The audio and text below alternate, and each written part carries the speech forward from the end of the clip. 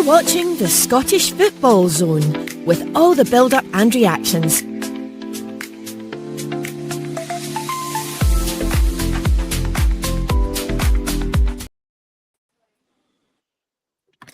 Hello, and this is the last Friday show that we're doing for a wee while actually.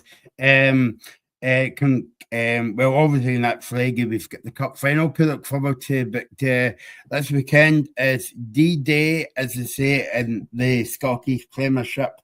It is, in case you don't know, it's a big game. The winner takes all at Parkhead on tomorrow at 12:30 as well. And also we've got the other games to look forward to and the playoff semi-final in the Premiership and the League One final tonight as well. Joined by Graham, I'm very happy, excited. What else can I say? Hearts fan, and Heidi, a very excited and nervous Celtic fan. So this should be a good bit of a bit of banter, as they say in Scotland. So get your comments coming in about the games this weekend, and we will try and read them out before the end of the show. So. How are you guys? Are you nervous going into tomorrow's big cup final?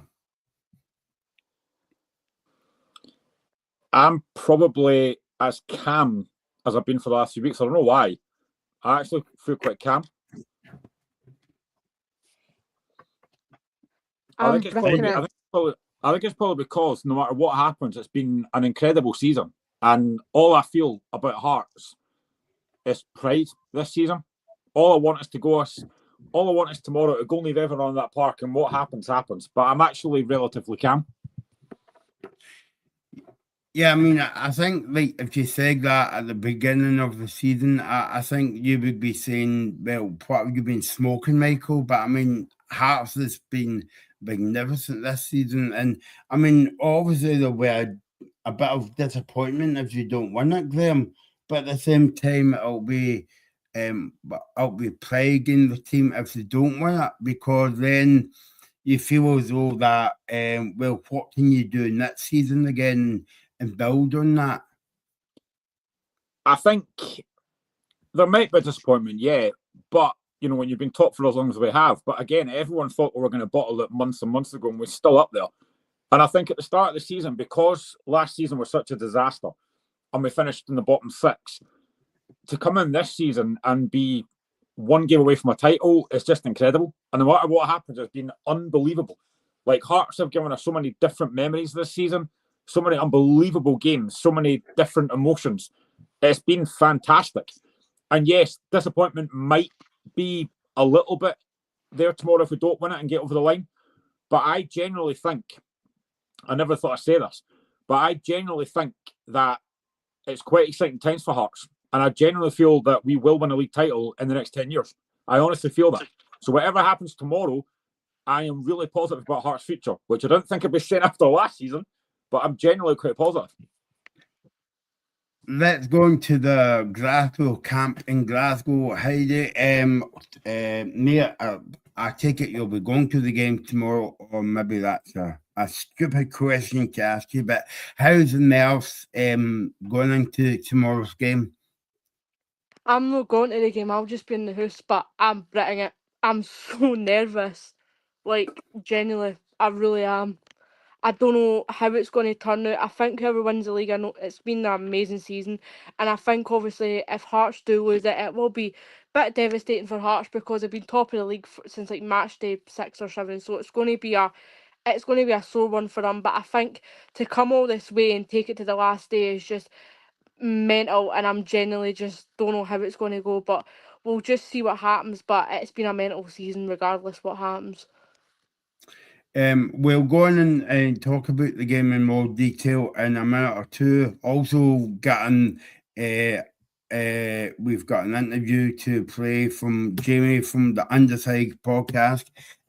He's watching. Hope you're well, mate. But I just thought we'd bring this up.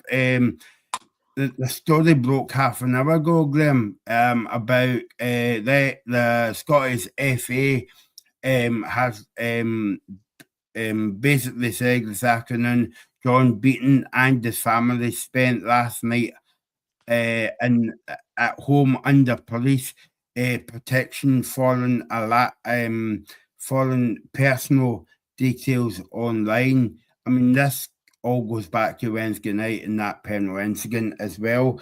I mean, you can argue if it's not a penalty or else if it was a penalty, but I mean, really, is people going that far now? And usually, like, I mean, we want to talk about the football game. It's been an excellent season, right? But I mean, it's all coming to a very sour end when you hear about that, you know. You can be critical of referees and officials, and we have been all season. And the fact that there is not one Scottish official going to the World Cup says everything about the standard this season. But there's a line that you don't cross, and that's one of them. You don't leak personal information about somebody, and it's not just him; it's his family as well. They've done nothing wrong. Like, they've done nothing wrong on this. I think it's embarrassing. I think it's disgraceful. I think the folk that have done it need to be found and punished for it, because there's no need for it. Like, yes, the officials have not been great this season. Yes, they've made horrendous mistakes. And I'm going to say this now, and I'm going to stand on this hill, and I've said this before. There is no such thing as corruption in Scottish football in terms of referees. They are just not very good at their job.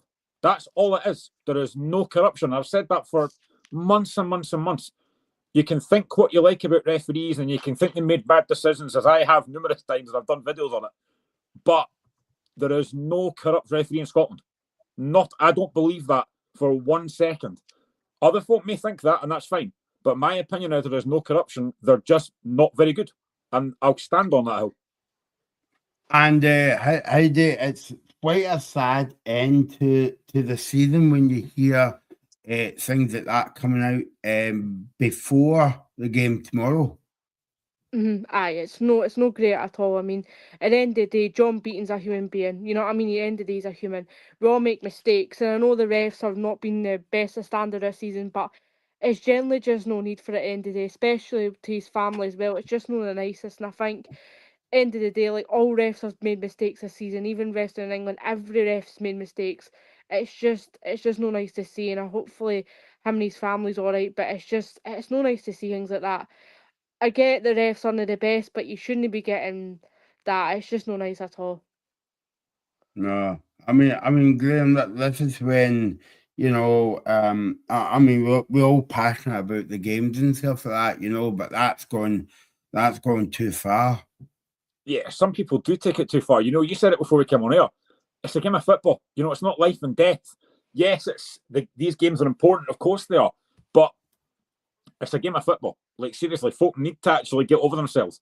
It's ridiculous that in this day and age, people's personal information is getting leaked online. And like I said, it's not just him, it's the family who have done nothing wrong. I just think it's ridiculous. Yeah, no, James is making a comment about the game on Wednesday night. I suppose that we'll get your views on the incident everybody's talking about as well. Like, you know, it's even made the national news. It's totally embarrassing, to be honest, in Scottish football. But we'll speak about that in a minute. But Robbie spoke to Jamie from Off the Underside podcast about the game tomorrow between Celtic and Hearts, and this is what he had to say about the game. Walker at all this season to actually batter anybody, which has been proven over the last few months. So, you know, when that final throw-in was coming in, I thought to myself, this is over. This is the Celtic have lost the league here. And then obviously what happens. But overall, I thought it was a very, very, very poor Celtic performance, to be honest with you. You don't batter teams until you play us in extra time at Hampden Park, and then that's about the only one this season, huh? But you talk about your opponents, you're getting into the weekend, as you mentioned, probably the biggest match in at least 40 years anyway, since Sir Alex Ferguson's Aberdeen lifted the Scottish Premiership. You're taking on Hearts, who are currently top of the league. Just a point in it, Jamie. Celtic have been here and done this many a times. You've got the players that have been there and done it before. You know, a large part of that team have won a trophy with Celtic, so they know how to do it. How are you feeling heading into this weekend? Do you believe that Celtic will go on and lift the Premiership title? I'm 80% positive Celtic are going to win the match on Saturday. My only problem is the referee. You know, the referee, will he be influenced by what's happened the last couple of days? I think if it comes down to purely football, Celtic will win the match. Hearts have been really, really poor the last few months away from home, I believe. You know, losses to St Mirren, Kilmarnock, Aberdeen, Rangers, you know, drawn to Livingston, drawn to Motherwell. You know, I just think that they've been really poor away from home, which has allowed Celtic to get back into this title race and bring it down to the last day. They're away from, so I'm hoping that continues on Saturday. I think that Craig Halkett is a massive miss for Hearts. I know that Frankie Kent scored last night, but to me, he's a downgrade on Craig Halkett. Leonard in the middle of the park is a big miss, although Cammy Devlin is now back in the equation, scoring last night as well. But I just feel that if it comes down to purely football, last day of the season, Celtic Park, 12:30 kick-off to go for the title, a packed out Celtic Park, everybody there with high expectations. I believe that Celtic, the way they've been performing at Parkhead recently, especially last Sunday, I think that Celtic should go on and win the match and win the title. But I'm really, really worried about the referee performance because, Robbie, I know that you're far too young to remember this. I know you think you were born. You weren't even born, actually. When Celtic, I was at the game when Celtic played Rangers in 1999, and Hugh Dallas was pelted by coins and stuff like that. So it's possible that referee may be influenced by what's happening surrounding him, because Hugh Dallas was awful that day, right? It really was awful. I've watched that game back several times, and I remember thinking at the time, even though I was only like 12 years old, I was thinking at the time, why is it that Rangers are getting everything here, right? But as soon as that coin hit his head and he got cut, he gave everything to Rangers. He gave a penalty literally about 3 minutes after that happened. So it shows that referees can be influenced by what's happening around about them and stuff. So I'm just really hoping that Don Robertson is strong. You know, he doesn't want to even things up is what I'm worried about, you know, because of everything that's happened last night at Fir Park. But if it's down to football, mate, I 100% believe Celtic will win the title. Just to ask you a question that I've not seen many fans speak about, to be honest, since this sort of handball drama. There was drama at your rival side of the city. James Tavernier had an apparent bust up with Danny Rowe pre-match. There's been a statement that's been released for James Tavernier, and don't worry, I'm not going to fill the last couple of minutes with hundreds of Rangers questions, but I find this really interesting, Jamie. You look at a leader like Scott Brown at Celtic and the way he sort of left the club. You look at the way Callum McGregor will probably transition out of the club in years to follow. What did you make of the James Tavernier news? Because I feel like I get brushed under the carpet a wee bit just because everything else that sort of happened last night. Mate, I'm not really aware of the details. What is the details surrounding why he didn't start the match then? So, for what I'm led to believe is it was told. So, for the statement James Tavernier put out, he was told on Tuesday he's going to be able to walk one last time wearing the captain's armband at Ibrox. He was planning on walking it with his children. It was originally scheduled an injection on the Tuesday, but he managed to get it pushed back to the Thursday to play that last match against Hibs at Ibrox. And as far as he was told, I think, the Tuesday night that he'd then be only on the bench. And of course, James Tavernier expressed that because his emotions were so high that he decided not to be a part of the team for that game. He said he spoke to his players. Then he obviously walks out at Ibrox after this. I think it was the Sun reported while we were actually live doing the show last night that the reported reported that he wasn't even going to be there, and then he ended up being there. So it was a bit all over the place. But then we've had the James Tavernier statement out today. But I just sort of want to get your sort of thoughts on it for a Celtic fan's point of view, because James Tavernier is such an interesting player with the fan base, specifically at Rangers. You know, some love him, some absolutely hate him. It is just so interesting that I can't help but feel Danny Rose maybe disrespected Tavernier in the club in that sense, because he's been serving them for 11 years. But I don't know what you think about that situation. Well, my first question is so did Danny Rowe no start him just basically for football reasons then? Yeah, so Danny Rowe came out in his press conference after the game and said he was sticking to his guns basically, and said that he didn't want to play Tavernier in that game because he felt like it was important to get back on track. Right, bang it order. Bang it order. It's a completely meaningless game. At the end of the season, I know when you play for Rangers, and it's never a meaningless game, right? However, in a grand context of things, it didn't mean anything. It's a complete disrespect to James Tavernier, complete disrespect to Rangers and the club, actually. That Danny Rowe has done that, to be honest, because James Tavernier, for me, has been a magnificent servant for Rangers. I know that he hasn't won a lot, and Celtic fans, we like to gloat at that. You know, it's funny to do that, let's be honest. But I think most Celtic fans realise that James Tavernier has been a fantastic player for Rangers. To be honest, he has been a loser. You know, unfortunately, that is just a fact from his point of view. But he's been a constant threat. You know, whenever James Tavernier's in the Rangers team against Celtic, I'm worried because his delivery. You know, everything that he's done, his goal tally for Rangers over the years has been fantastic. Totally agree with Neil Lennon what he said during the match on Sunday that Tavernier would have definitely won a lot more, but he's been let down by the players round about him. Totally agree with that.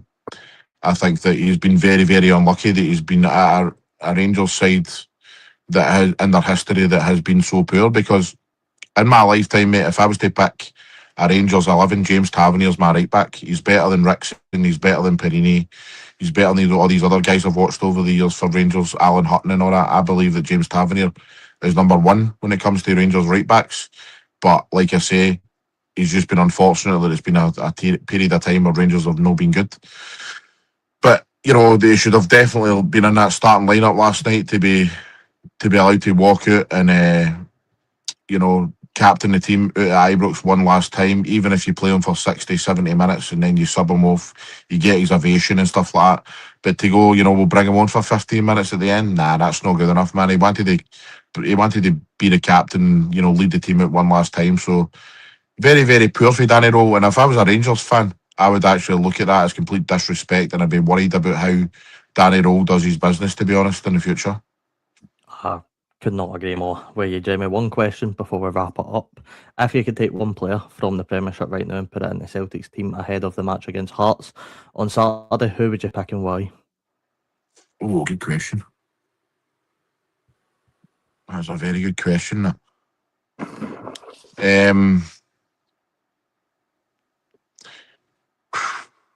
Wow.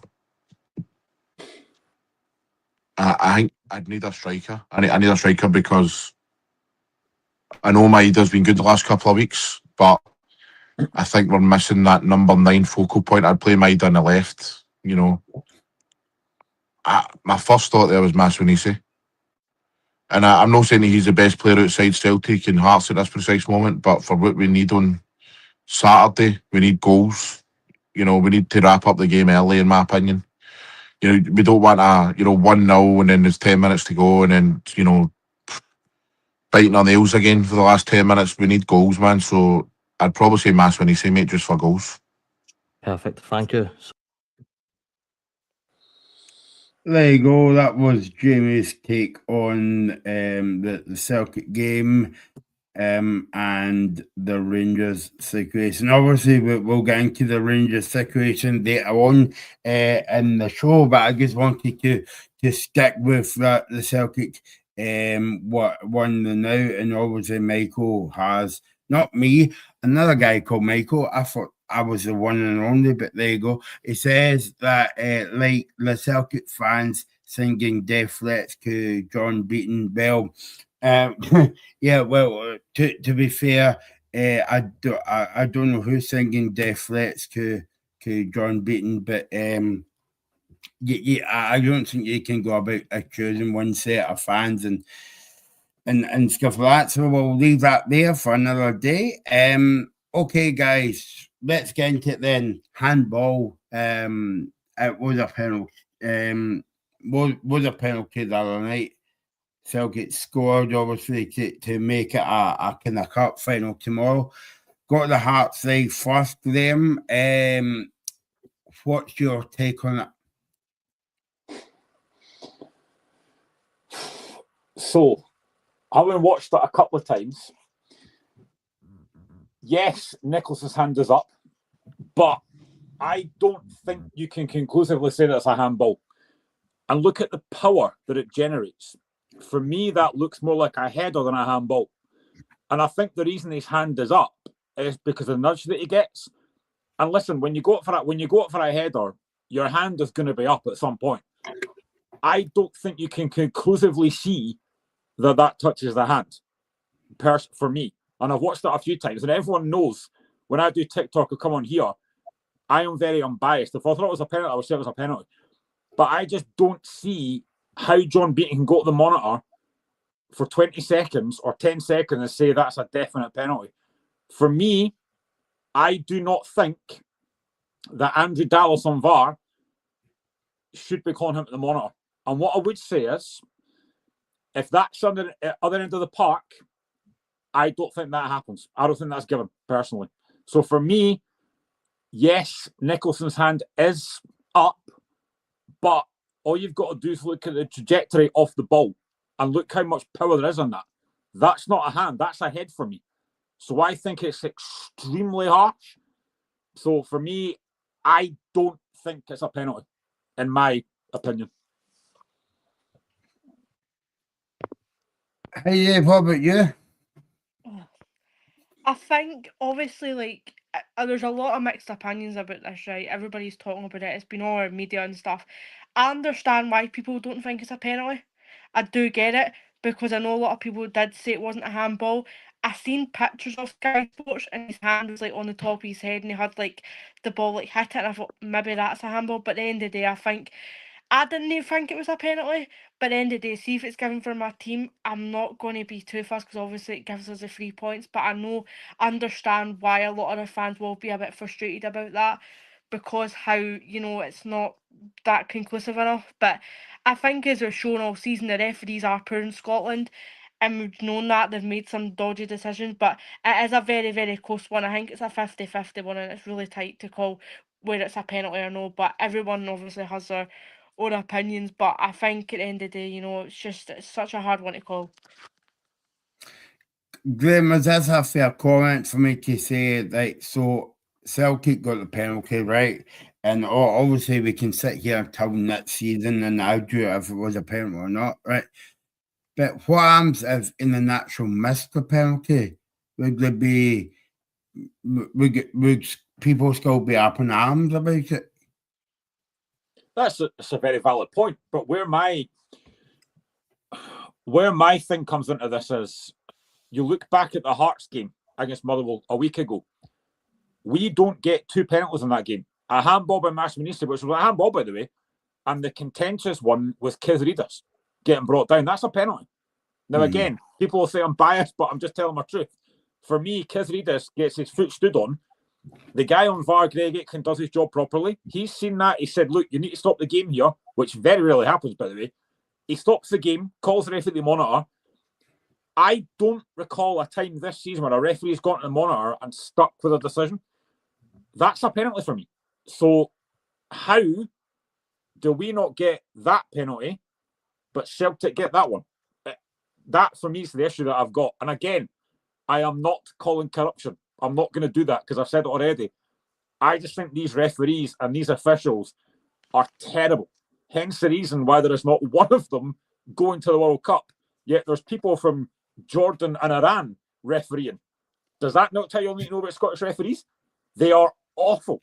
They are so bad this season. And I've said this before on my own TikTok channel and on here.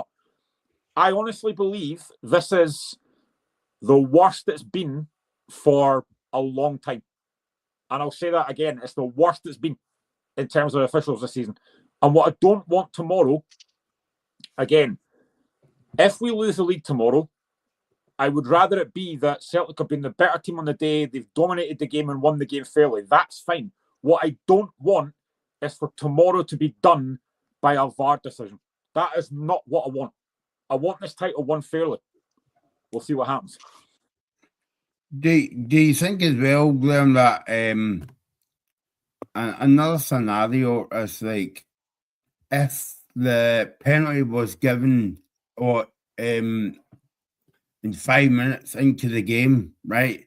I don't think you would have heard a lot of kind of backlash, maybe from the Hearts fans and maybe from the other side of the city as well. But I think it was because it was the end of the game. Whereas if it was at the beginning of the game, then Motherwell would have 85 minutes to get back into the game. Yeah, possibly. But again, it doesn't matter what time it's at. It is a very contentious decision. But again, I don't think somebody actually mentioned it there. I never saw any Celtic player claiming for that. I don't think anyone even saw that. So what has Andrew Dallas seen there that says, "Oh, I need to call the referee over here"?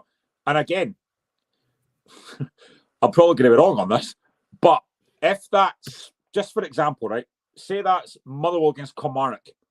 That's not even looked at.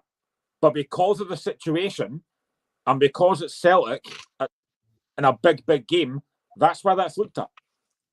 I just think it's, again, I'm not gonna keep going into it, but I just think the referees this season have been terrible. But again, I will go back to what I said earlier. There is no justification for anyone posting referees' details online. There's no justification for that. You have to, you've got to kind of screw the nut a little bit and think about these implications because there's no need for it.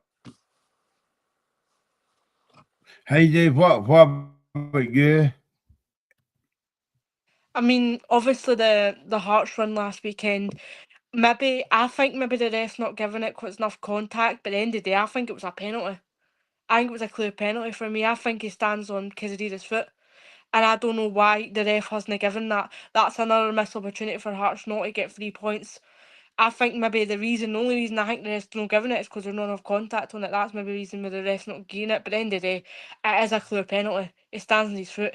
You know what I mean? I think obviously people maybe say, oh, maybe Kezadidis made a bit of a melee it, but I think at the end of the day, I think it was possibly a penalty for me. But I think, as Graham said, the refs have been shocking in Scotland this season. There's always been something happening. Then you always got obviously the people in the VAR show apologising, but it's not really going to help anything, you know what I mean?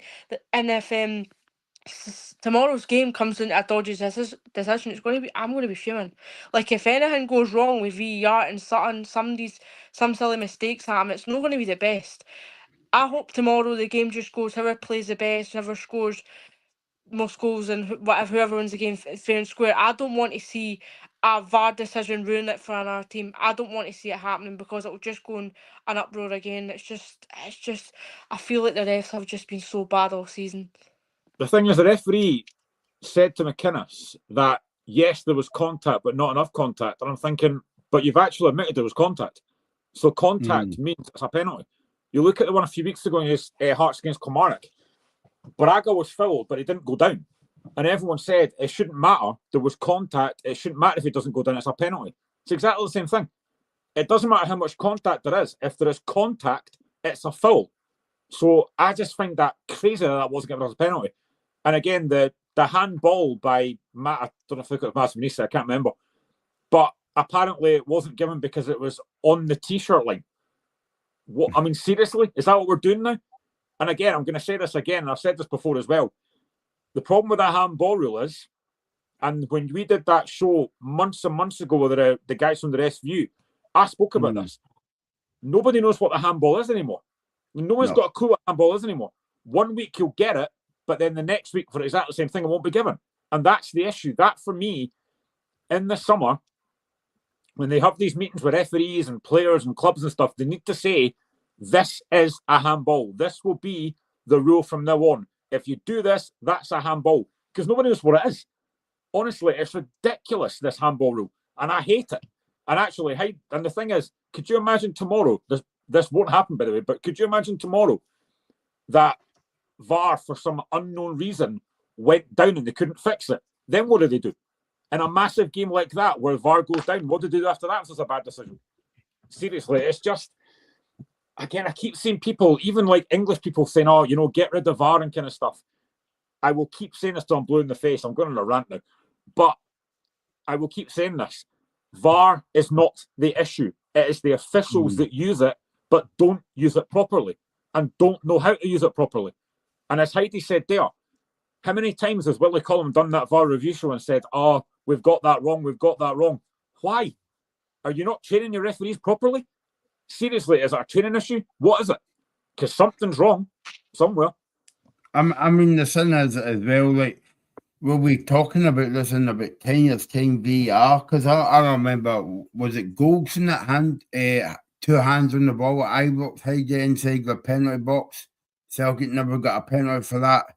And to be honest with you, Graham, I don't know what is a handball now, because back in the day, that was an automatic yellow card or a sending off offence. But now it's just a case of handball. Okay, foul, got away Well, with do you it. remember- I mean, you know. Do you remember months ago at Ibrox? I can't remember who it was, but it was Rangers against Livingston. And Livingston should have had a penalty for a handball by a Rangers player, and it wasn't given. Mhm. And everyone's like, that's a handball. And honestly, that, at the time, everyone said, that's a penalty. Like, even Rangers fans were saying, I can't believe that's what we given against us. I mean, seriously, the handball rule needs to get changed. It needs to be said, this is what constitutes a handball from now on, and this is what we go with next season. Because it's getting worse. No one knows what it is. I think it's ridiculous, and it's the worst thing. I don't want to criticise VAR, because the tool is there to help out. But again, we keep going back to this word clear and obvious. But that's not what it's getting used for. And I said this on the rescue thing as well. It doesn't get used for clear and obvious. Honestly, see if you are taking, and I said this weeks ago, if you are taking more than 2 minutes for a VAR decision, it's not clear and obvious. Half these things take 6 minutes. How is that clear and obvious? Honestly, it's getting worse, seriously. I'll be glad when this season's over if we can go back to having a nice summer and then wait again on next season, because it'll be the same again next season. Yeah, I know exactly. Okay, let's go on to talk about the game. By the way, Heidi, the other game to talk about tomorrow. Celtic against Hearts at 12:30. But I mean, you must say it's good for Scottish football. But I mean, what about the job? Obviously, we'll come on to Derek McInnes in a minute. But what a job Martin O'Neill has done this season. I mean, he's come in twice and basically saved Celtic. Oh, 100%. He's done a fantastic job, and if he wins the league, he should get a statue outside Parkhead. Like, he's come in that Celtic team who isn't the greatest, who have been dreadful all season under a man, Wilfred Nancy, for example, who was terrible, who just couldn't get a tune out the players at all. Just system didn't work. Martin O'Neill's come back and saved their season. He's saved our season. He's the reason we're in this title race. He is, him and his coaching staff are the main reason we're up there now, because we haven't lost a game in the split. Like, I honestly was so britting going into split. Like, he's just got that bit about him. He knows what he's doing.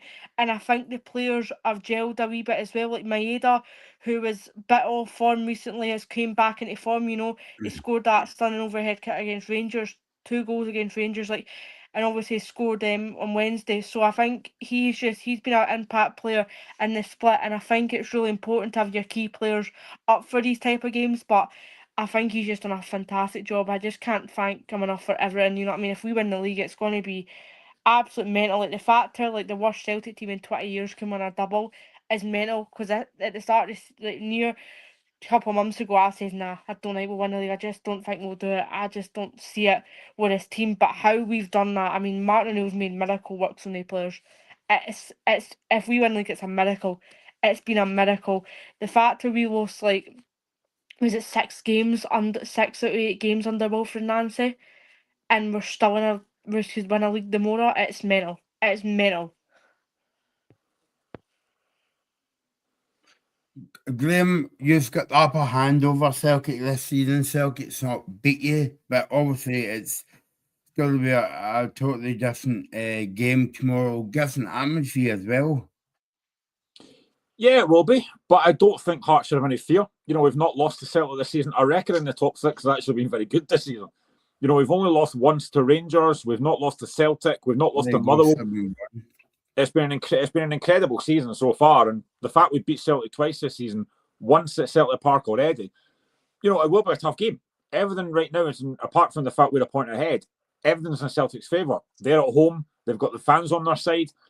But this is a game that Hearts can look forward to. And it's what we do. You know, it's how we set up. I don't think we'll go there and set up for a draw, because I don't think you can do that, because we can't afford to let Celtic, have most of the ball. You know, we have to have an attacking threat going forward. What I would say about something that Jamie said earlier from off the underside, and I love Jamie, he's a really good guy, but what I will say about the away form is, our away form's actually been pretty good this season. We have lost 5 games, yes, all the way from home, but it's been over the course of our season. Our away form's actually been pretty good. You know, we've been to Celtic Park and won, we've been to Ibrox and won, we've been to Easter Road and won. There's been games, yes, we could have done better in. Our first defeat was at Aberdeen away from home, which we should have won. Again, we could go through every game and say we should have done this, should have done that, but our away form over the course of the season has actually been pretty good. It's been sporadic spells that have kind of cost us a little bit. The Livingston game was disappointing. To go 2-1 up and then do nothing for half an hour was disappointing. But I actually think that if anyone can go to Celtic Park and cause problems tomorrow, it is us.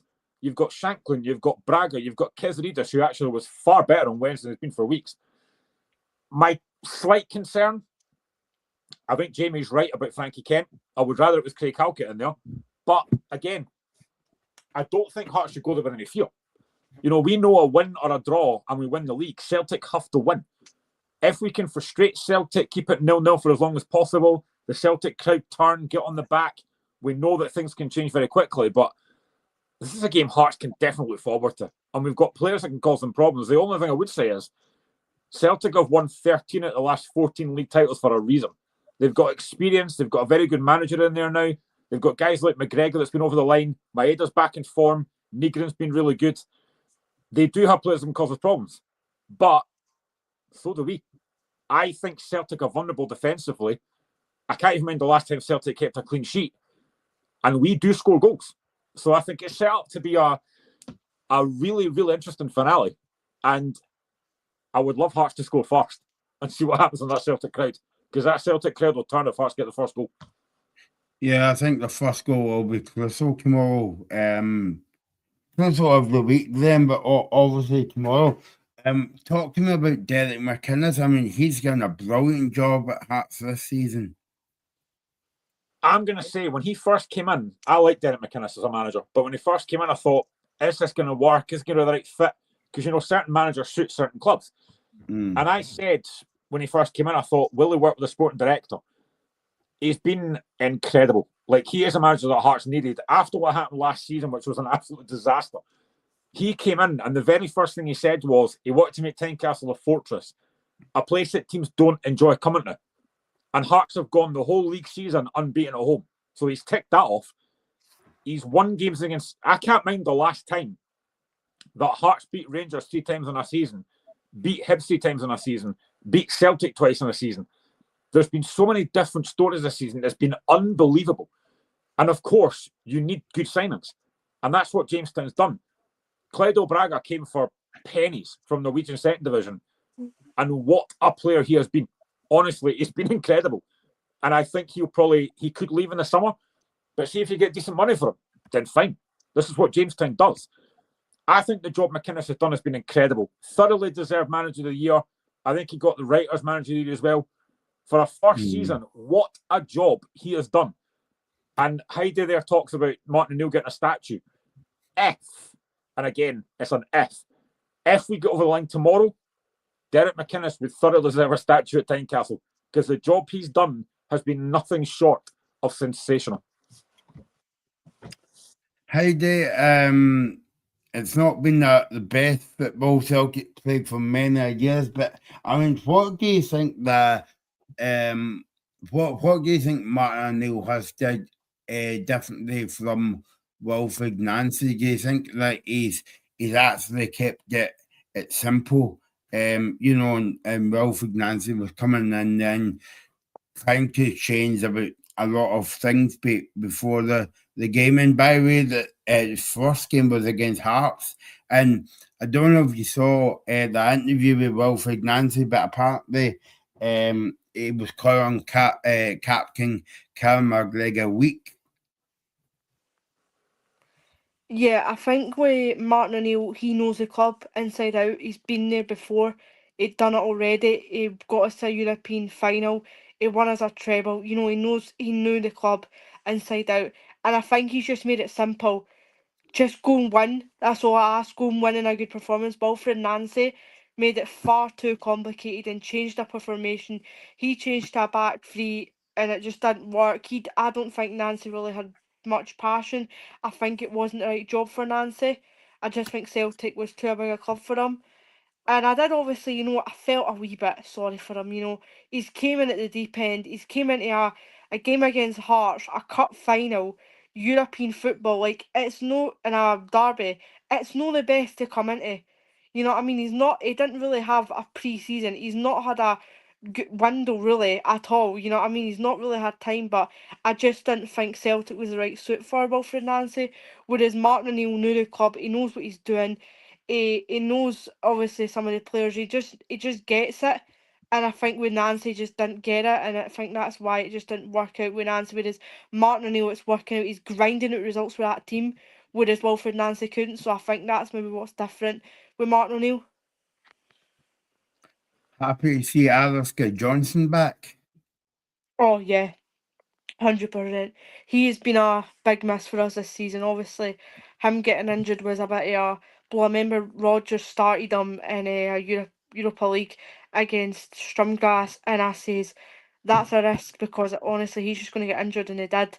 And it just maybe was out for a long time. But having him back's a massive, massive boost to our team. He's such a quality player for us. He's been quality basically majority of the seasons we've had with him. He's been a fantastic football player for us, so it's great to see him back in the team again.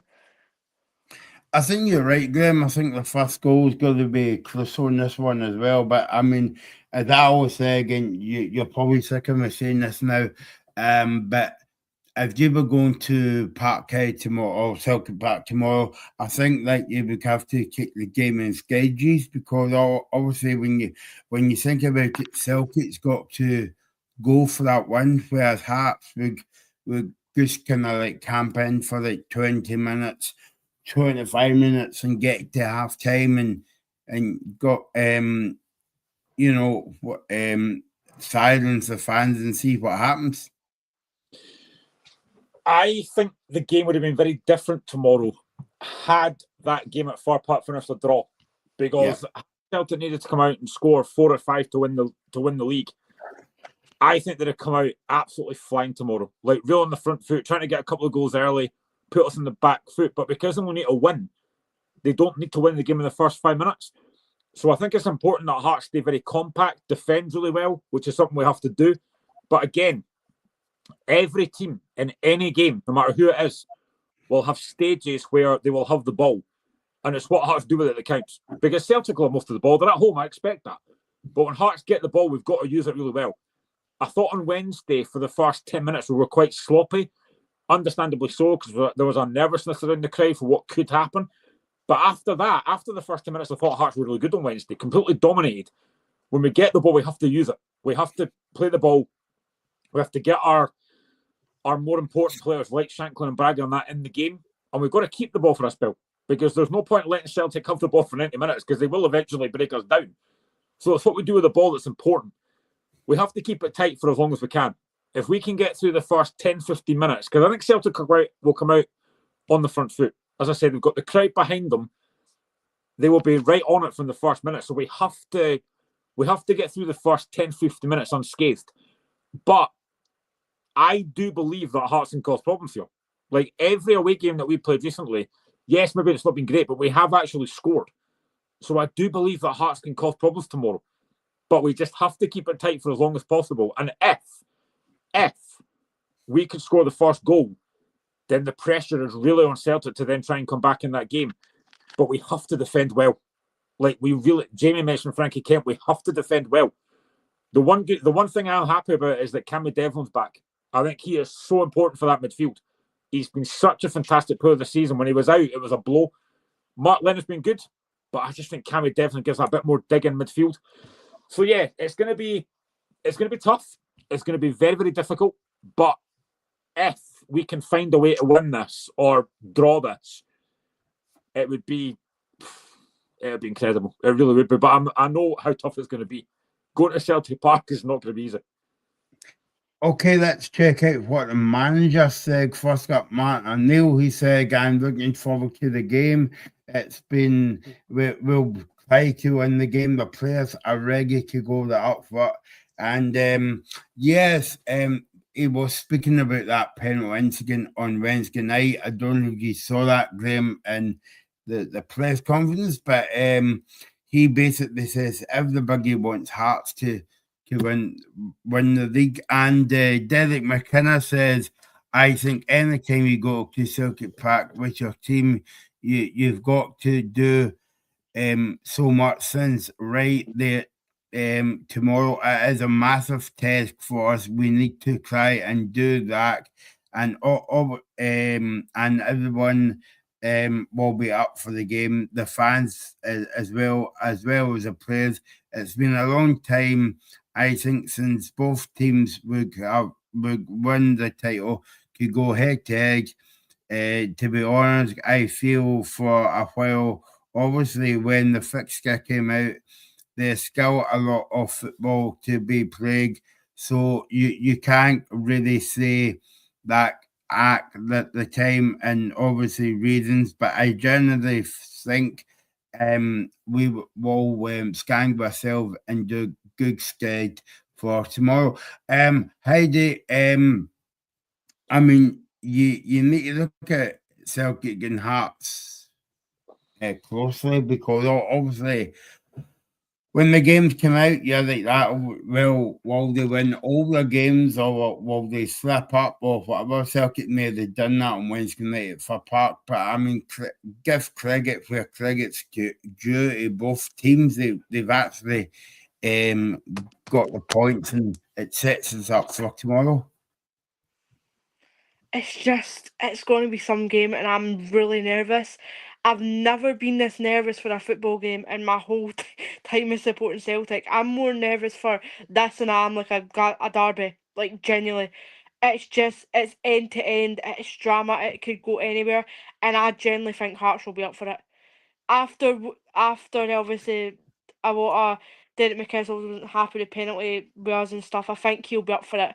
I think Hearts will be very up for it tomorrow. I think it's going to be such a close game, and obviously Hearts can't afford to have a draw. It's just going to be mental. I just don't see how it could go. Or a bit of me goes, I think we'll do it, but then a bit of me goes, I really just think Hearts will just get it over the edge because they know how important it is. They haven't won the league in like over 60 years. They know what it means to the fans. I just generally just think it's going to be some game tomorrow, and it's going to be I want to remember. It generally is. It's just going to be mental. Okay, time to put the necks on the line, guys, and ask your predictions. I think I know what both of you are going to see here. Or maybe I don't know. Heidi's going to go for Hearts one, and Graham's going to go for Celtic, but no, I'm on okay. So what's your prediction on the game Heidi tomorrow between Celtic and Hearts at 12:30? Going to back my team. I'm going to 2-1 Celtic. I'm going to back my team. Let's go to the other side of the fence. Graham? I'm never, ever, ever going to predict my team to lose. So I'm going to go for, I think there'll be goals.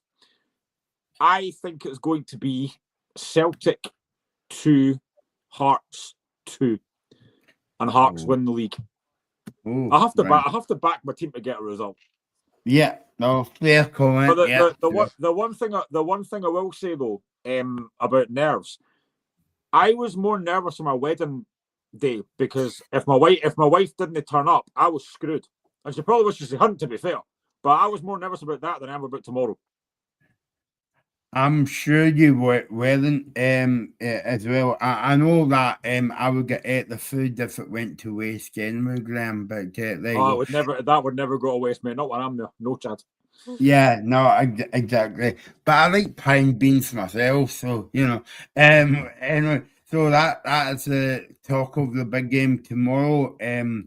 Celtic against Hearts, 12:30 Celtic Park, all the rest of it.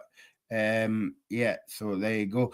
Let's talk about some meaningless games tomorrow. By the way, that's a joke. No, they're not meaningless games, and that's easy for me to say in the flag night. Falkirk against Rangers, and all the talk is about James Tavernier issuing a statement and all that kind of thing. It's funny, Graham, like years ago, people would phone people up. Now it's like, I'm going to blackmail you over emails and all that, back in the day when people used to phone people, remember that? That was years ago now. But yeah, Heidi, what about what's been going on at Ibrox since the last couple of weeks? I mean, it's hard to believe that Rangers hasn't won a game in the split. It's mad to think. Obviously, coming into this, it was a freeway. You know what I mean? It's a freeway title race. Obviously, it just depends how both the three teams got on in the split. But I just generally think it's mental to think they've lost 4 games in a row. It's mad. And after obviously Wednesday night against Hibs, it was obviously, frustrating. And obviously the situation with James Tavernier, I think as your captain who's been, captain for many years, should be starting and should get his final send off that he deserves. He's been a great 7 foot Rangers over 11 years. He scored like a lot of goals and made a lot of appearances for the club. He's done a lot. Obviously maybe he's just not been much in success wise, but in the terms of like turning up for Rangers, I think he's been a great captain. There's no getting away from that, but I just think Rangers have just not been at it, and obviously a lot of fans are calling for Danny Rowe's head. I know they want him out because he hasn't done it in the split, but you look where they were under Russell Martin, they were right down near the bottom 6. They just didn't look up for it, and then they're only back in a title race. And then I think when pressure gets the Rangers, you just can't handle it, and they just seem to slip away at times. But it's not looking great for Rangers, and I think against Falkirk, who are obviously secured top 6 anyway, I think it's a game where it's not really going to mean much.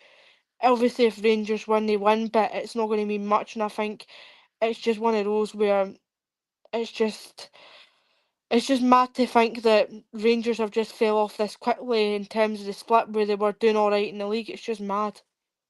Yeah, that's a good point that you've made, Heidi, because Graham, the last time Rangers Falkirk, the one, what was it, 6-2 or something like that? 6-3, yeah. And you thought that the momentum was with Rangers to win the title or be up there with Hearts. And obviously people were writing off Celtic at that point in time. But I mean, Rangers has just fell over a cliff. I don't know what's happened. And I don't know if they'll probably set a new record for them tomorrow if they get beat in the game as well. So it's quite interesting. And then you've got James Tavernier, and then you've got the fans turning on Danny Rowe. By the way, a few weeks ago, the fans were singing Danny Rowe's name, but now they want him out. So it's bonkers. It's funny how quickly football can change, isn't it? Because actually, you mentioned that 6-3 game against Falkirk, and you're talking about momentum, and rightly so, because at that point, when they came back from 2-0 down and got that 6-3 win, I actually thought, that's not a good sign. They have momentum now. They could actually do this. And the last few weeks have been horrendous for them. Like, they've completely fallen off. I think they've lost every game after the split, which is crazy. And they can't play for 90 minutes. Like, they seem to be a 45-minute team. They came to Tynecastle. First half, I thought they were really good. I thought they completely dominated us. We just didn't do anything right. And then second half, when we made that change at half-time to bring Blair Spittle on and change the formation, we completely dominated second half and they had no answer. It's like, I don't know. Again, Danny Rowe came in and took over from Russell Martin, which was just a disaster, as we know, a bit like Wilfred Nancy was. And he got a tune at them for a little bit. But I never actually thought they were a particularly great side. Like, yes, they were getting results, but they were never actually particularly amazing. And it just seems to be that you are now seeing, it doesn't look for me like Danny Rowe's a particularly great manager. He managed Sheffield Wednesday, who were in real financial trouble. He's come to a big club like Rangers, and the last few weeks has been an absolute disaster. Like, obviously, because I was watching the Hearts game on Wednesday, I completely forgot Rangers were playing Hibs. I didn't realise until the next day that they'd lost. And it's like, another game they've got beat. It's just been one disaster after another for them. And they've got, the question they've got now is, what do they do in the summer? Because that's another massive rebuild they're going to have, because they'll lose players. They'll have to bring players in. Will they trust Danny Roll to bring in the right players? Will they give him money to spend?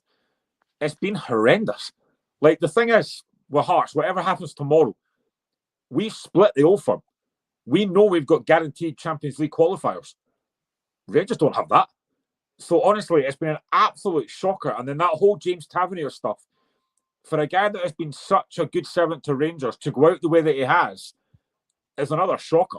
So the last few weeks has been an absolute nightmare. And honestly, I don't know where Rangers go for here. You mentioned it there. A few weeks ago, Rangers fans were singing Danny Rowe. Now they want him out. Honestly, it's just been such a spectacular fall from grace.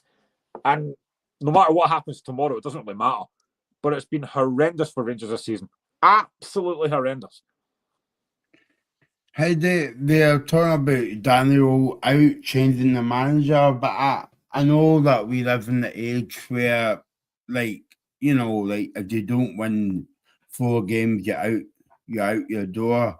Sorry, that you're out the door. But I think for me, this kind of runs more deeper upstairs to like the boardroom, to the 49ers and all the rest of it. And also I would maybe say, I don't know if you would agree with me, Heidi and Graham here, but I think this goes deeper than what went on before. And I think Rangers hasn't fully recovered from administration.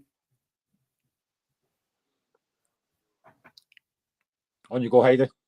Yeah, I mean, it's just mental to say that obviously fans want him out, but I just think that fans need to give him time. I think he needs a summer window. He came in October. I think fans need to give Roll time. I think obviously it does rely on the board as well, because Andrew Kavanagh and obviously Kevin Fairwell, they appointed Russell Martin. It was them that appointed Russell Martin. So if Danny Rowe ends up leaving or getting sacked, they're going to appoint another manager. And what if he turns out to be a failure? You know what I mean? It's just mad to think like how Rangers haven't really won a league title since for about 5-6 years now. It's just crazy to think, and I think it's just mad to think if the board end up getting rid of Danny Rowe, who are they going to bring in next? You know what I mean? Who's going to be the right man to step up and actually know what it actually means to manage Rangers?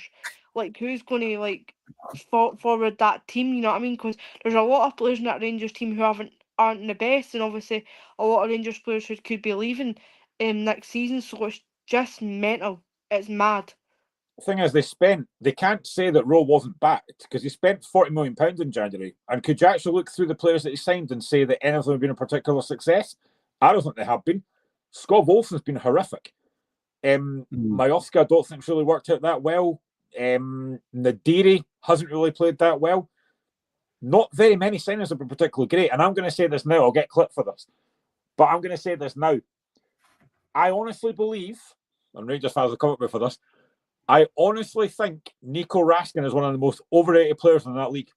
He does not dominate a game. I don't know what that guy does. And for some reason, he seems to be loved by Rangers fans.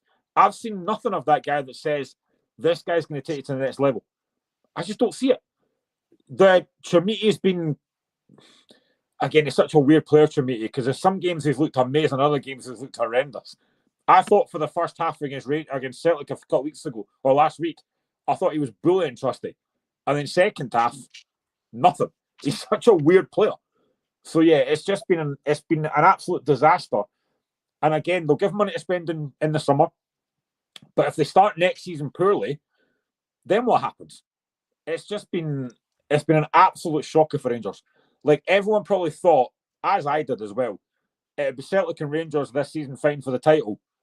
Nobody thought about Hearts. And the fact that Rangers are completely fallen off the last few weeks, I think I'm sure I saw this on Wednesday, but I think Danny Rowe walked up to the Union Bears after the game to talk with them. Now, I don't know what he said, obviously, but clearly there's a lack of trust there with the fans towards Danny Rowe now. Like, I've seen a lot of Rangers, prominent Rangers fans now that were back in role are now saying, no, get rid of him. But again, it's another rebuild. Can you afford to sack another manager? And again, going back to Celtic a little bit as well, I've talked about, I think Hearts will get better and better. Celtic will rebuild in the summer as well, because Martin O'Neill won't be there next season. So who does Celtic bring in? What players do they bring in? You look at Rangers now as well. I honestly think Hearts can go again next season. Not going to say we're going to win the league, but I think we've got a chance to be up there again next season, because both Celtic and Rangers need to rebuild again. I don't think we do. I think that's a good point Glenn makes here, right, Heidi, as well, because obviously no matter what happens tomorrow, both sides will invest in their teams next season, while Rangers are fighting over, will Danny Rose stay? Will it be another rebuild? I mean, how many times have you heard Rangers fans coming out in different platforms, radio stations, TV and all that, saying that we need a new rebuild? Yeah, I think obviously if they did get rid of Dyer and get a new rebuild, like, it's going to be more money. You know what I mean? Can they actually afford that with the amount of money they spent in January? I'm sure they spent over about 40 million.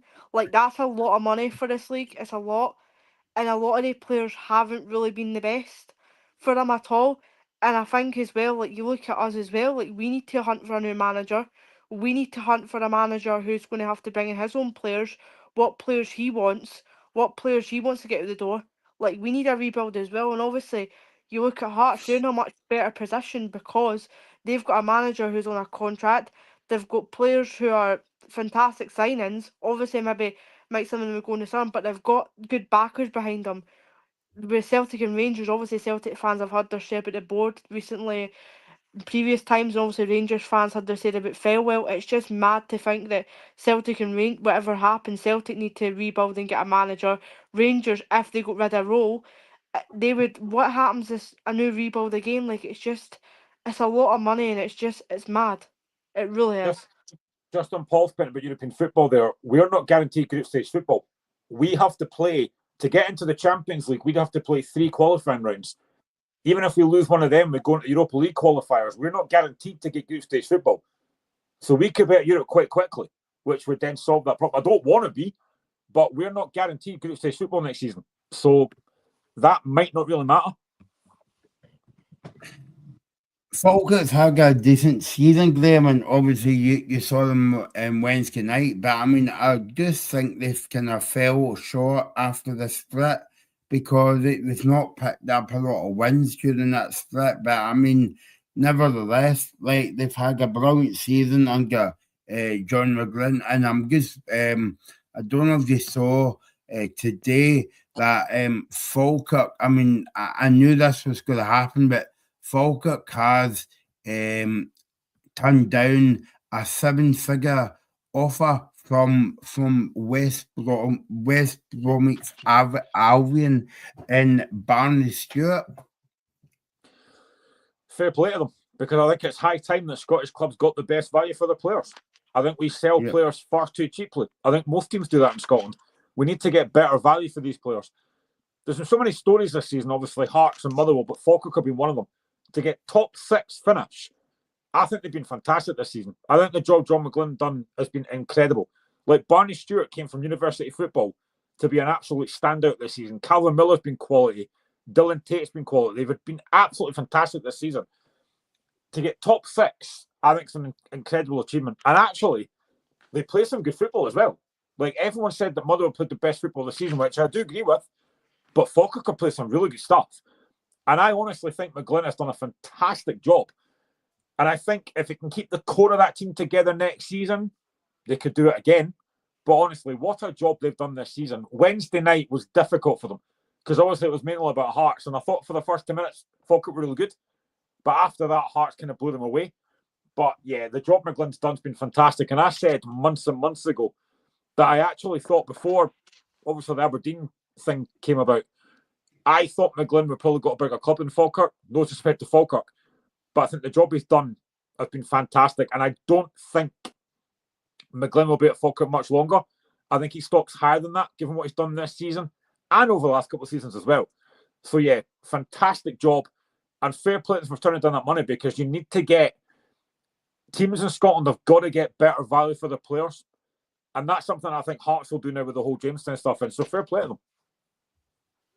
Yeah, hi Dave. What do you think? I mean, obviously you can go through the whole league this season. There's been stories everywhere. Celtic, Hearts, even Marble. We're going to talk about in a minute or two. But I mean, Falkirk as well. First season back up in the top 6. Oh, they've been outstanding all season. I didn't see them getting relegated, but I didn't see them finish in 6th. What a job McGlynn has done, and some of the players have been outstanding, like Barney Stewart, the likes of Scott Bain, the likes of, they've got such, decent players, and the likes of Calvin Miller as well, you know what I mean? They have got decent young players in their squad, and I think they've shown that this season.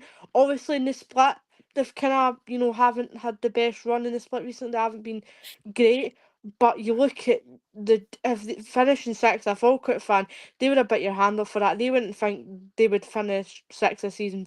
It's been an incredible season. Look, from League One to Championship to Premiership, when you're in the top 6, it is incredible. It's been an incredible season for them. Obviously, it's obviously going to be disappointing. Obviously, knocked out the cup as well to the rivals isn't going to be the nicest. But I think in terms of John McGlynn, obviously, what a bigger club, but maybe going in for him. I was actually speaking to a Falkirk fan, and he was saying his fear that McGlynn might go to Celtic, but because obviously he was a scout, but I says we'll just see what happens. But obviously, I think McGlynn obviously will be tipped for a bigger job, just in terms of obviously how well he's done at Falkirk. But obviously, if he did got a big job, and then obviously he maybe lost a couple of games, and maybe the pressure might be on him. You know what I mean? It's happened before with previous managers, but you've got to say Falkirk's been incredible. They've been a joy to watch this season. They have obviously they've gave us a tough time recently. They have gave us a tough time. Obviously, maybe we have been unbeaten against them, but they have gave us a tough time at times. They are a good side. They're well organised, and I think they've shown a great quality and a great standard for the league this season. Here's a question for you.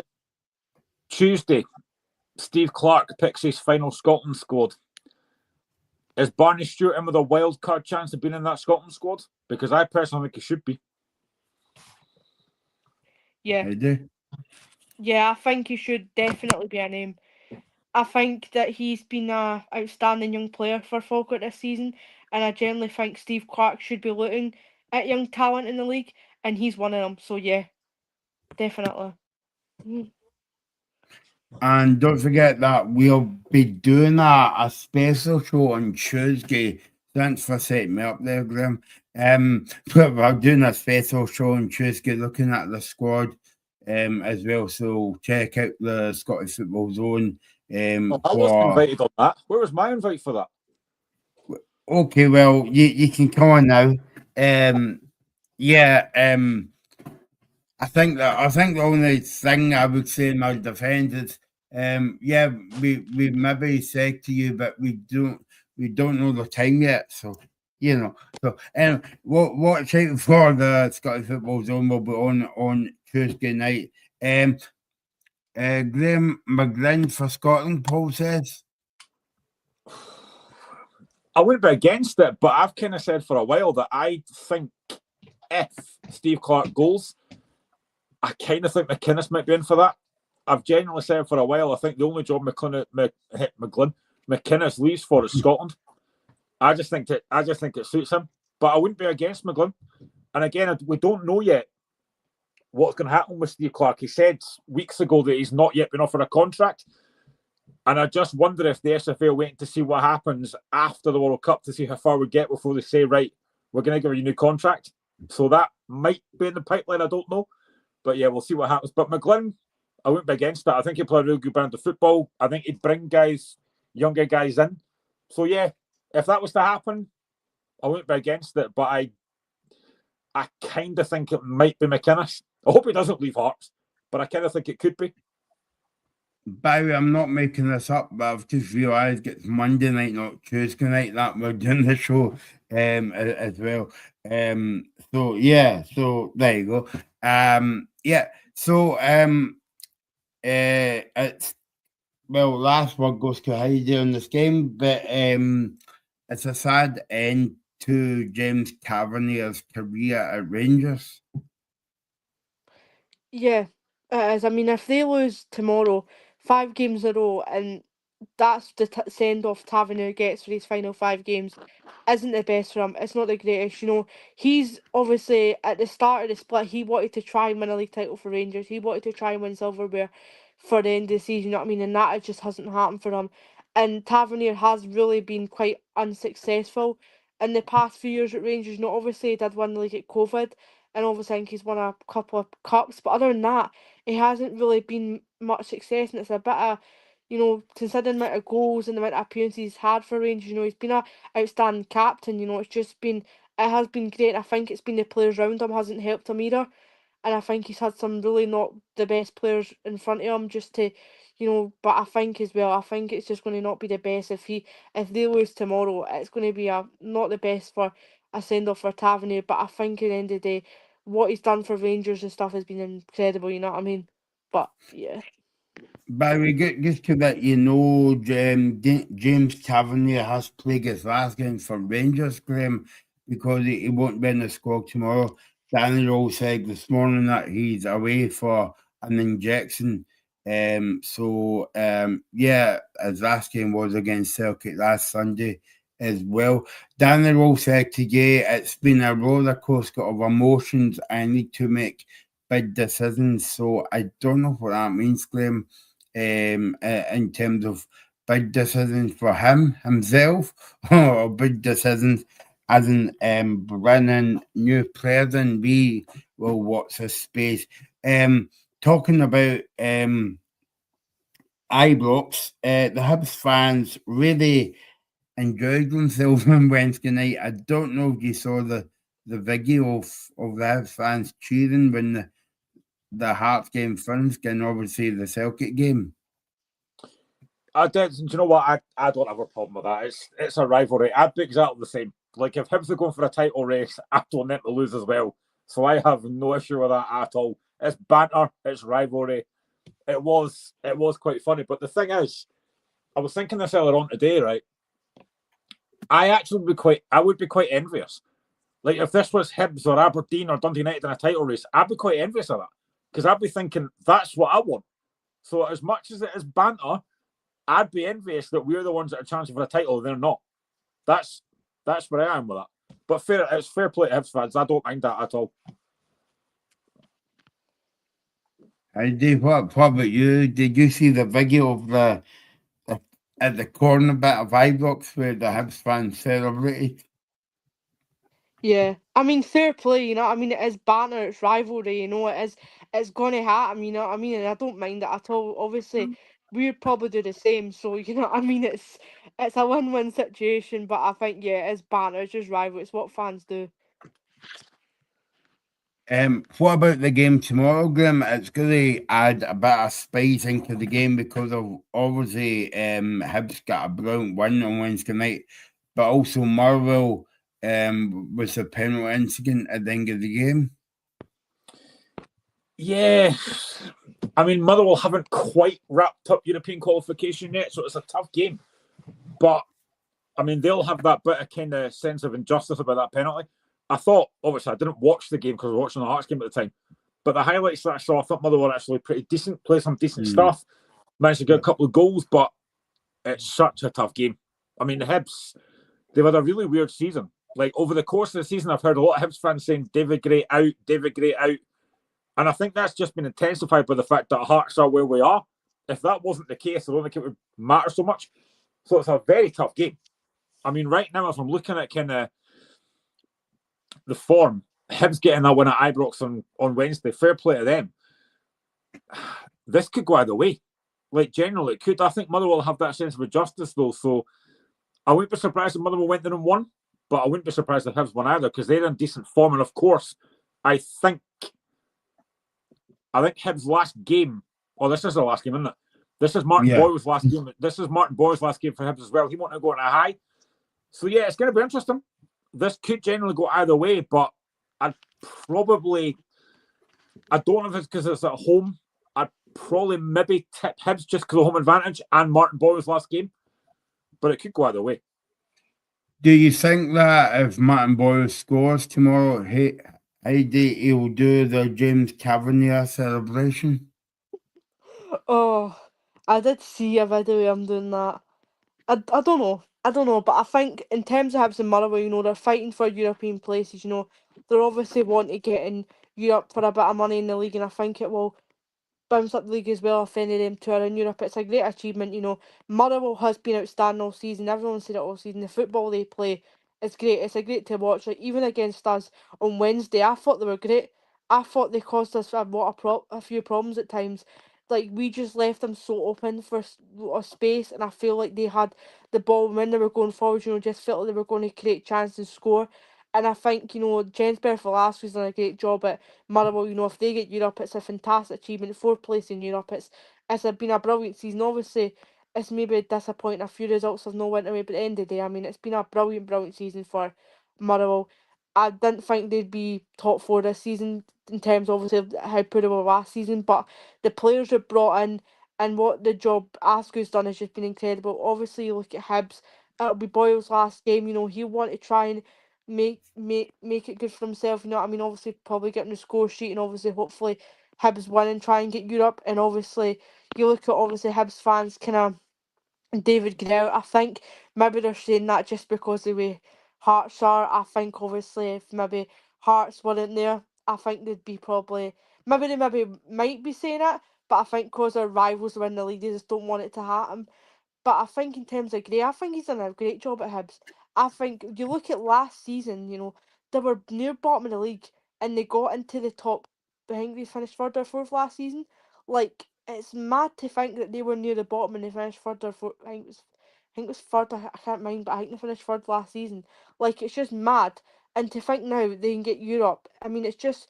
I think Gray's done an excellent job at Hibs, and I think some of the new players we've brought in have made a difference. But that's a close game tomorrow. We'll see how obviously that goes, but it's going to be tight in terms of who's going to grab that European spot. I mean, I was saying about stories of the season, Graham. Like, obviously, Martin O'Neill's done at Celtic. Derek McInnes has done a brilliant job at Hearts. Falkirk and Betty I thought at Motherwell, brilliant job. But the big question is, will we stay? It's a tough one. I think a lot of folk think he's going to be at Celtic next season. I can understand that. The way that he plays, the style of football he's got would suit Celtic, but will he maybe think he's still got a job to do at Motherwell? What he's done with that Motherwell squad has been nothing short of incredible. Like, you look at guys like Stephen O'Donnell, who's been incredible this season. Honestly, the job he's done with him. Guys like McGinn as well. And the players that he's brought in, like Elijah Just, I knew nothing about this guy at the start of the season, but what a player he is. Mas Manise, top scorer in Scotland, I think, still at the moment. He's just been fantastic for Motherwell. And the football he's played this season has rightly got a lot of credit. They've played some unbelievable stuff. One of the best teams I've seen at Tynecastle in a long time. But I think if he gets a decent offer, again, money talks. Motherwell fans will be hoping he stays. Again, I've seen a lot of Motherwell fans online saying this is the best they've ever seen Motherwell play. Understandably so. What a job he's done.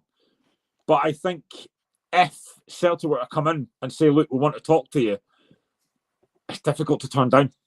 That would be such a difficult thing for him to turn down. So we'll have to see what happens. But there's a lot of people saying that Robbie Keane for Celtic. Again, I don't know how that would work out. But yeah, the job Bartholomew has done has been nothing short of fantastic. One of the best Motherwell teams I think anyone has seen for a long time. It's risk and reward. The way they play, playing out for the back, they do get caught a few times, but seriously, see when it works, it's stunning football. It really is. They've been a joy to watch this season. But if Celtic do come calling, it might be hard to turn that down. See, when you're saying about the best Motherwell team we've seen for seasons, Graham, would you go back to the 90s when John Spencer was in the Motherwell team? Yeah, probably. I mean, that was a pretty decent. They had like John Spencer, guys like Dougie Arnott and stuff. Motherwell have had really good sides over the last few years, but this is probably the best it's been. And like I said, you look at the job he's done with more experienced players like O'Donnell and guys like McGinn.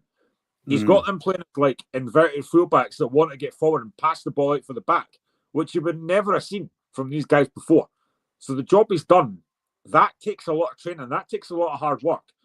You know, when you go into a new club, no matter who it is, it can take time to implement your ideas. But what he's done has been fantastic. And fair play to him. Like, honestly, I really wish that Motherwell had managed to stay in the title race for a bit longer. But they were all, I think they were going to fall off at some point. But even on Wednesday, you know, they kept themselves in it. They've been denied by that late penalty. But again, they play some decent stuff. They are such a good footballing side. The worry, I think, for Motherwell would be that they may lose some of these players, like Mash Manise, like Elijah Just, like Elliot Watt. Teams will be looking at these guys thinking, we actually want these guys. So that might be the difficulty.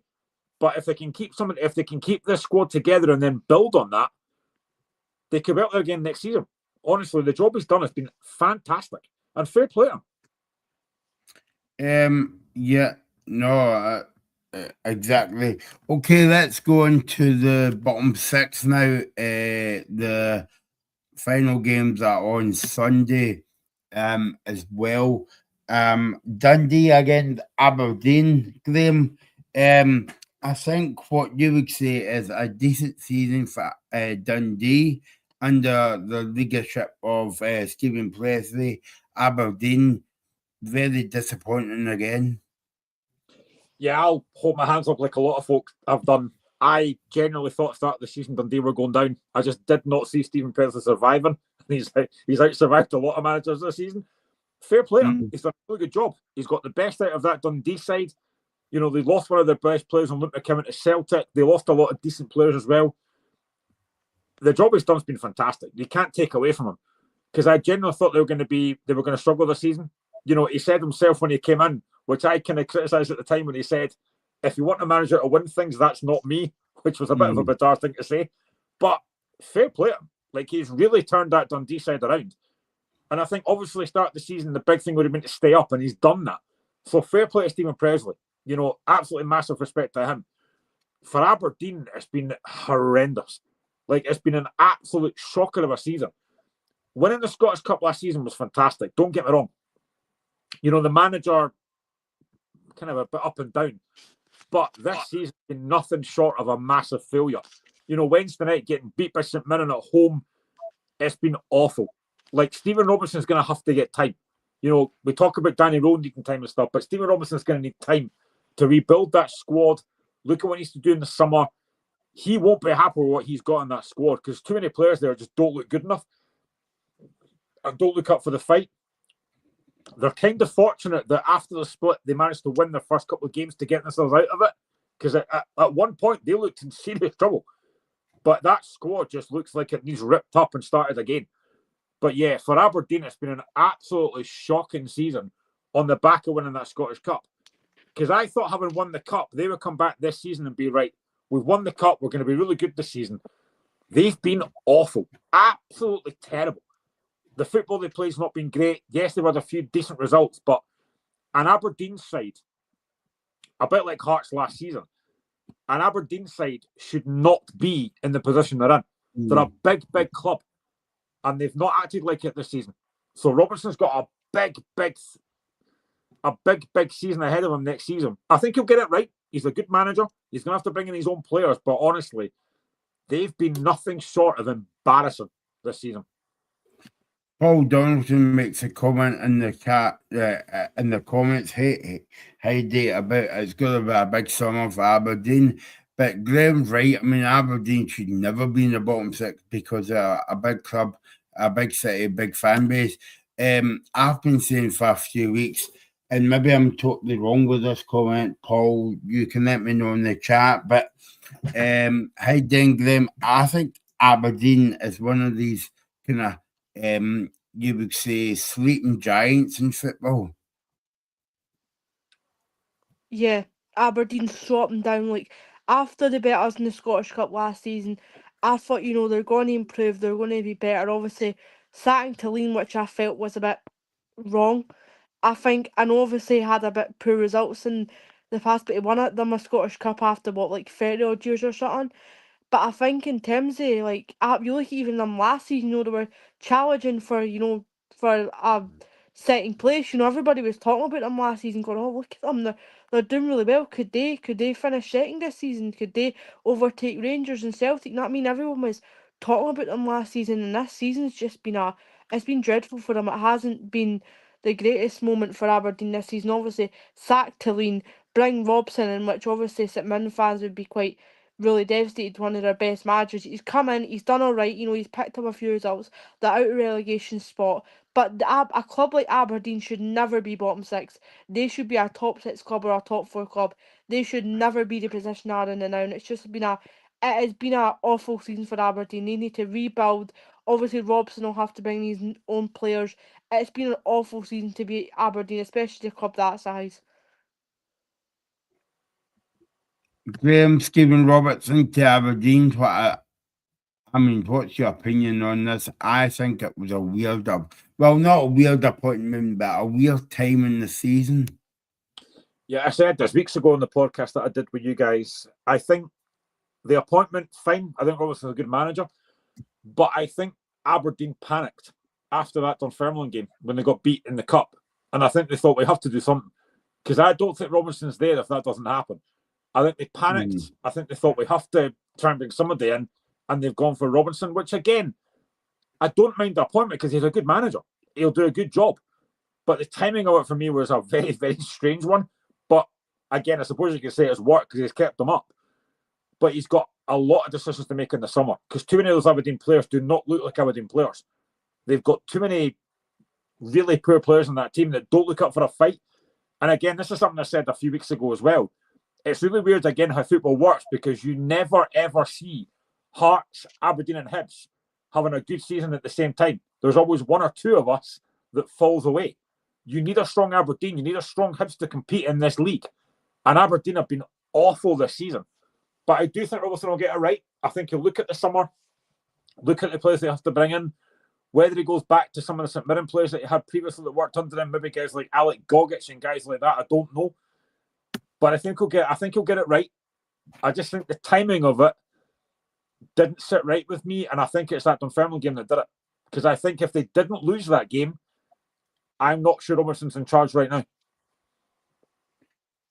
It's like we are obviously we're going to speak about St Mirren, but if you look at the two clubs in isolation, St Mirren and Aberdeen, they may as well not winning in the cups because that's just done the opposite effect on them because they won the cups.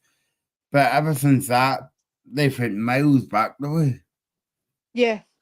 Ever since St Mirren beat us in the League Cup final, they've just been off it. And now St Mirren found themselves in the relegation playoff that we either played Dunfermline or Partick tonight. It's just been mental to think that St Mirren have been a top six club for a few years now, and obviously they were in Europe a few years ago now, could get relegated. It's mad to think, and obviously same with Aberdeen, won the Scottish Cup last season, and they've just fell off a cliff. Like as Graham said, I think if they didn't lose Dunfermline, I don't think they would have appointed him. I think it's been a panic because they're worried that Peter Levine would have probably done a lot worse. That's where they thought, we're going to appoint a manager, somebody that knows Scottish football. Because I was quite shocked he went to Aberdeen. Obviously, I know Robson was obviously going to get tipped for a big job. There was no question about how well he done with St Mirren. Top six finishes like consecutively. Won a League Cup. Obviously, he was going to get tipped for a big job. But how quick it happened, I think if Aberdeen should have maybe waited to the summer. But I think if waiting to the summer might have been too long. But I think now Robertson knows that he needs to get his own players in, needs to try and sort out that squad, change it up, and see what happens, goes for there. But yeah, the two of them have failed down since they've won the cup. Definitely. I think the last two games that we're going to talk about, Graham, is obviously St Mirren, Dundee United, and Livingston come out. No disrespect to the fans because the fans will appear in both of the games, but I just feel as though, especially that Livingston Command game is really a dig rubber. I mean, they all are, to be honest. But I mean, Livingston, it was always likely to happen. They were always going to go down. I think, to be fair, Marvin Bartley did a decent job when he was there. I think maybe I'd appointed him earlier. They could have got out of it. But again, they gave themselves a fighting chance up until the last couple of weeks. And they have played some decent stuff. You know, they've taken some big points. They took points off Rangers, 2 points off Hearts. They have been difficult to beat, but it's just not been enough. You know, I think he's done a decent job. I'm surprised that he's kind of now stepped down. I thought he might have kept the job in the Championship, but he said no. Who they bring in now, I don't know. I think in terms of Kilmarnock, though, again, another thing I thought, I didn't think McCann would do a good job there. And again, he's proved me wrong. He's kept them up. And fair play to him. I think what Kilmarnock have done really well is with Finlay Curtis. I think Finlay Curtis has been fantastic. And again, another player I think should be in that Scotland squad. He's been fantastic. So fair play to Killie. You know, they've kept themselves up, kept themselves safe. That was a big win in midweek for them.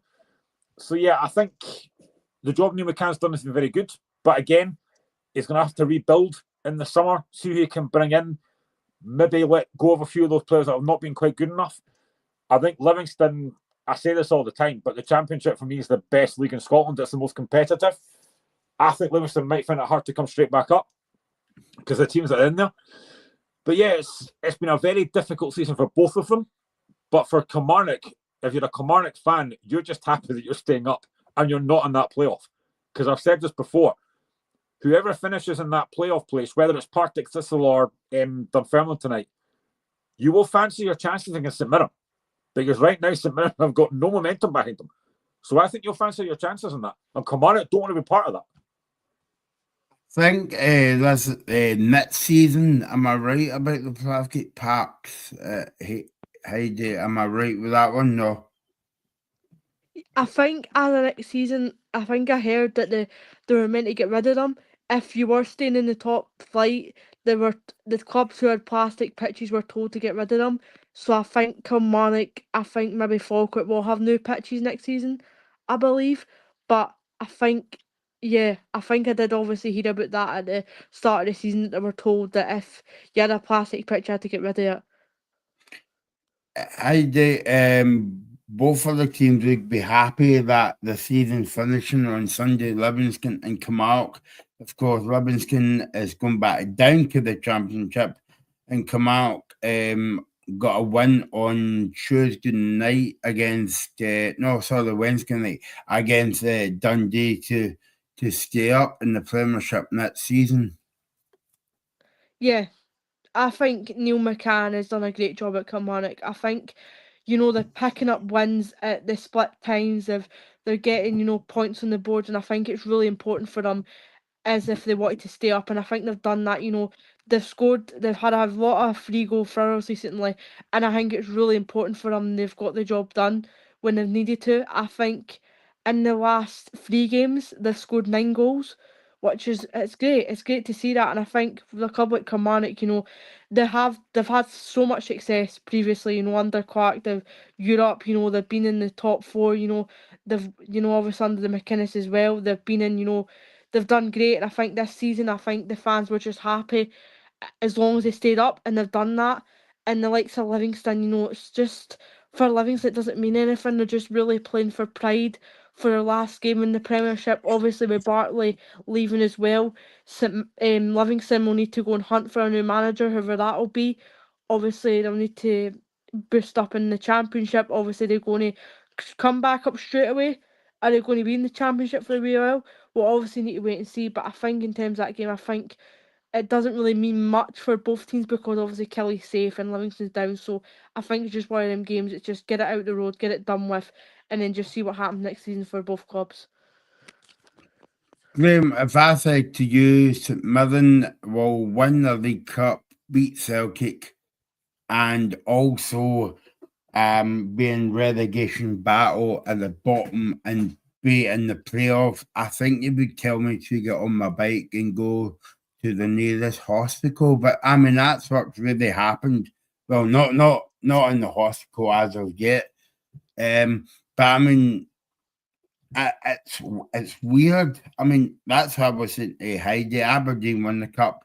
They went back the way. St Mirren's won the cup and went back the way, and now they're fighting for their lives at the bottom. See, just don't win cups and this won't happen. Yeah, It's exactly. just been, nobody could have seen this coming.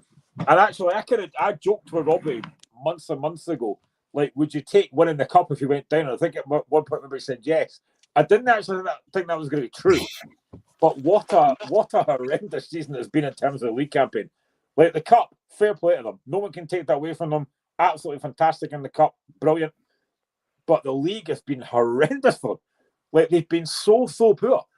And again, you know, the whole Robinson thing, leaving at the time he did, that obviously had an impact. Craig McLeish came in, young, inexperienced coach. At the start, it worked. But now you're seeing the inexperience he's got. And it all goes back to me to that Celtic game in the cup. You were right. You were 2-0 down. You come back to get 2-2. You're in the ascendancy, looking like you're going to win it. And then a mental 6 minutes, they lost 4 goals and got hammered. And they've never been the same again. It's been an absolute nightmare. When you go into these playoff games, you need momentum. You need to go into these games against Partick or Dunfermline, whoever it's going to be, with momentum. And right now, St Mirren do not have that. They've got no momentum at all. I know they won on Wednesday. I mean, that'll be gutting for them. The fact they won and so did Kilmarnock. But they look a shell of the side that they've looked over the last, for that cup game. I don't know where they go from here. I mean, they're in serious trouble. Like, serious trouble. I think if you're Partick or Dunfermline right now, whoever wins that game tonight, you're looking at this thinking, we could beat them. Like, we could beat them over 2 legs. They look really poor. There's nothing to fear from me. So I think St Mirren are in serious trouble. I mean, winning a League Cup and getting relegated, that could generally happen. Robbie's a mate and stuff, but I would be genuinely concerned for St Mirren right now because I don't see how they stay up.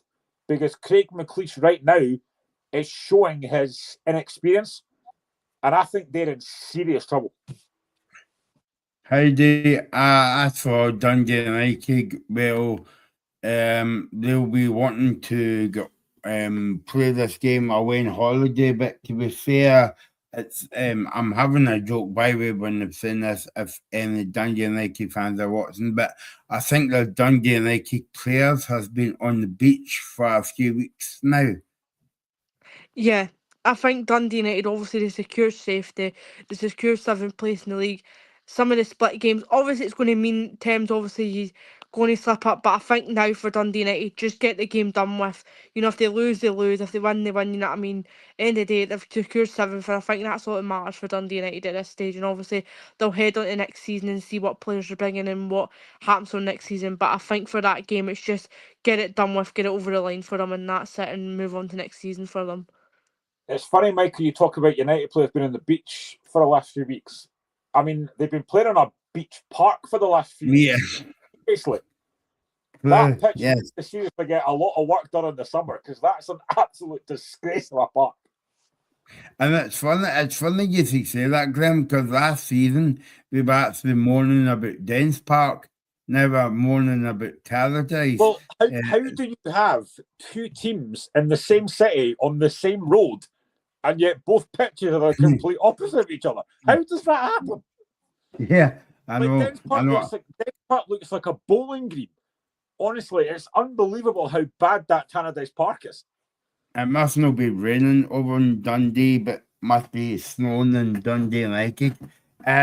Okay, that before we go, let's have a look at the Scottish Premiership playoffs semi-final between Partick Thistle and Dunfermline. Before we get to that, it's a League One final. I think this is am I right in saying a local derby as well, Hamilton and Clyde? I mean, I wasn't that big in geography at school, Heidi, but I think I'm right with that one. I'm not actually sure. I think they share the same stadium, do they not? Yeah, but did they not swap halfway through the season, Glenn, because of I think so, yeah. Administration, yeah. So I wonder if Hamilton will be allowed to play at Clyde and, you know, and so the second leg tonight is 1 each in that game. I didn't see any of the goals from the game, so I guess I would mention that as well. Packet Thistle against Dunfermline. Graham, what do you think of this one? I think this is such a tough game to call. I've been impressed with both of them this season. You know, Dunfermline, of course, still have that Scottish Cup final to look forward to. The job Neil Lennon has done, I think it's been incredible. I actually tipped Dunfermline to win the league start of the season. I don't really know why, maybe the Neil Lennon effect, but I think he's done a fantastic job. They've got a lot of really good players in there, but Partick Thistle at home. Do you know what? I think this is why I've always said for ages, that I think the league needs extended to allow teams like Partick and Dunfermline into the Premier League. I think they both offer something. But because it's at home for Partick and they got that drawn midweek, I kind of think Partick might just get over the line. I don't know. I just have a feeling that Partick might just get this done tonight. But whoever wins tonight, as I said, I think they'll fancy the chances against St Mirren. Hey Dave, what about you? Packet Thistle. Obviously, the two ex-Celtic players going up against each other tonight.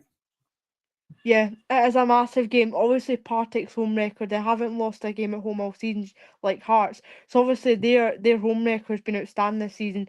Obviously, it's such a tight one to call. You look at both teams who have been great all season, you know what I mean? Partick's, been up there, Dunfermline's in a cup final. Neil Lennon's done a great job. Mark Wilson's done a great job at Partick. It's such a tough game to call. I really, honestly, whoever comes up deserves it, and I think whoever does come up is going to really fancy their chance against St Mirren, because how poor they've been after they've won that Scottish Cup, League Cup. I think they're really going to fancy their chances. I really hope either two of them come up, because I think it'll be so interesting to see two Championship clubs up in the Premiership. I think it makes it really interesting. I think as well, the league, I think, needs to be bigger for teams like that to be in the league. But yeah, it's such a tough one to call, but it's such a hard game to call. You just don't know who's going to turn up. But I would like Dunfermline for Neil Lennon, but at the end of the day, it's just mad to think that they'll be coming up to the league again. And I think the last time Partick won the league was maybe 2017, 2016 or something. They have been in the league obviously a few years ago now, but I just think that to see one of them come up will be great. It'll be great for the club, you know what I mean? But yeah, I just think it's such a tough game to call.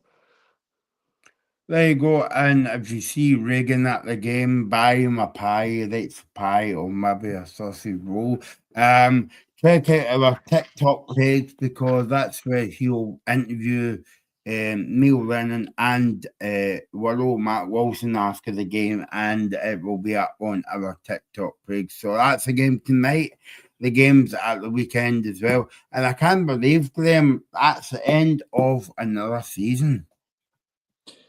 I know, it's crazy, and then we've got World Cup to look forward to. It's only like 28 days, I think. And I love World Cups and Euros anyway, but I think when your own nation's part of it, it just makes it that little bit more special. So yeah, there's still a lot of football to come, and I can't wait. I'm genuinely buzzing for that World Cup. Yep, and we'll be doing shows all over the World Cup until Scotland win the World Cup, because I believe in miracles, maybe not. So thanks for watching the show tonight. Thanks to Heidi and thanks to Mr. Duffy. I'm using your Sunday name. I don't know why I'm using your Sunday name, but anyway, yeah, and we will do it all over again very soon. Thanks for watching. Thanks for all your comments. Don't forget to like and subscribe to the channel. It is the Scottish Football Zone, and we'll see you soon.